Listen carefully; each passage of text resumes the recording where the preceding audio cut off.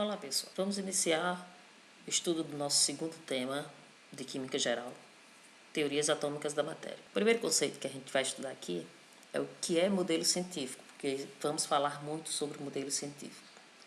Então, o modelo científico é uma representação da natureza, uma imagem construída pelo homem que permite a compreensão de alguns fenômenos à nossa volta. Quando um modelo não é mais capaz de explicar adequadamente determinados fenômenos, sua reformulação acaba se tornando necessária.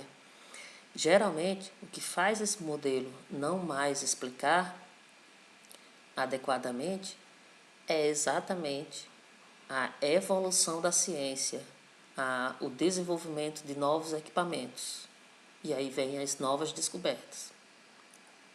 Então, a ideia é que a gente estude aqui a evolução dos modelos atômicos que foram estipulados por alguns cientistas e que chegue até o modelo mais atual, que venha a ser o mais completo para explicar o que existe no mundo microscópico. Baseado nos modelos atômicos, o primeiro cara a tentar desenvolver uma ideia, uma teoria para explicar do que o universo é feito foi Demócrito.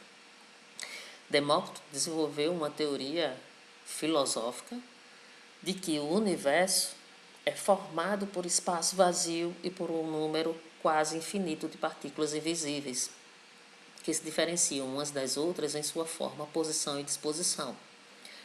E Demócrito veio falar isso justamente 400 anos antes de Cristo, ou seja, muito tempo atrás. O problema é que essa teoria é uma teoria, como aqui está dizendo, é uma teoria filosófica da matéria. E aí, então, 20 anos depois, veio Platão e Aristóteles afirmar que a matéria era contínua, isto é, ela não é divisível.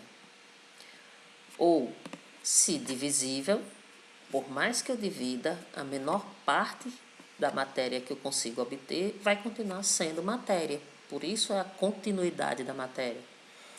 E essa concepção prevaleceu por quase 2000 anos.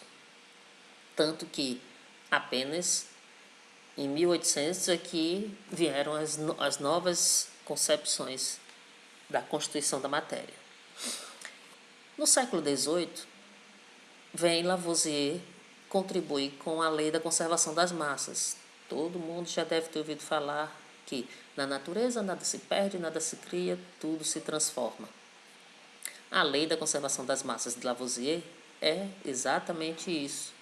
Ele vem comprovar de que a matéria, através de reações, ela pode até sumir diante dos nossos olhos. Porém, ela não se perde. E também eu não crio matéria. Eu apenas transformo ela em outro composto, em outra substância. E nessa transformação haverá uma conservação das massas. A massa que eu tinha antes vai ser igual à massa que eu tenho depois, mesmo que a matéria suma diante dos nossos olhos. Ainda no século XVIII vem a lei de Proust, a lei das proporções, onde Proust afirma que uma determinada substância composta é formada por substâncias mais simples, unidas sempre na mesma proporção em massa. Depois disso, então, vem Dalton propor um novo modelo atômico da matéria. Para Dalton, a matéria era descontínua, como afirmava Demócrito, lá 400 anos antes de Cristo, pois entre os átomos que a constituíam havia sim espaços vazios. Para Dalton, ele pegou os estudos justamente de Demócrito, de Lavoisier, de Proust, e fez então uma menção de sua teoria, do seu modelo atômico, em 4 postulados. O primeiro postulado, ele diz que a matéria está dividida em partículas maciças, indivisíveis e inalteráveis, que se chamam átomos.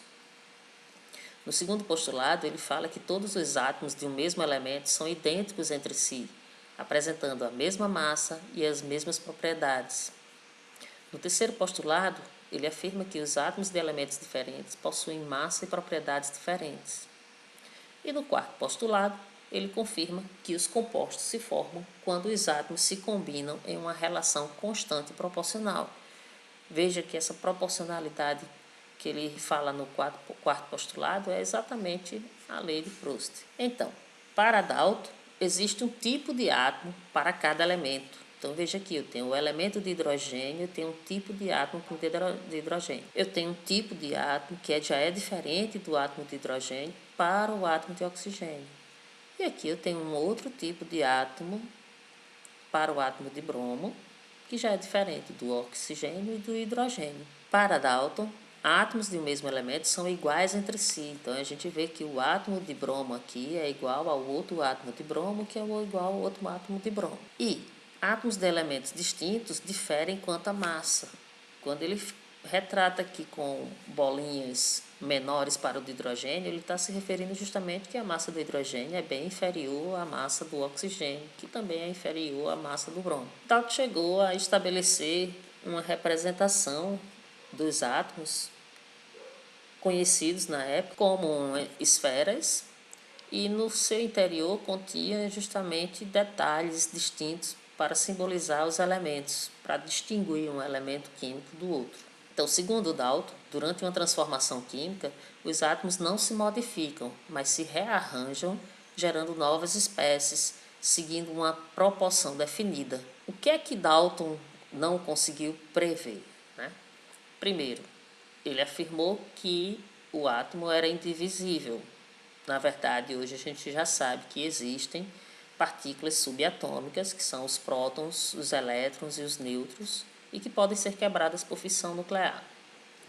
Ele também desconhecia que os átomos podiam ser alterados nas reações químicas, que hoje em dia a gente já sabe que os átomos podem perder ou ganhar elétrons.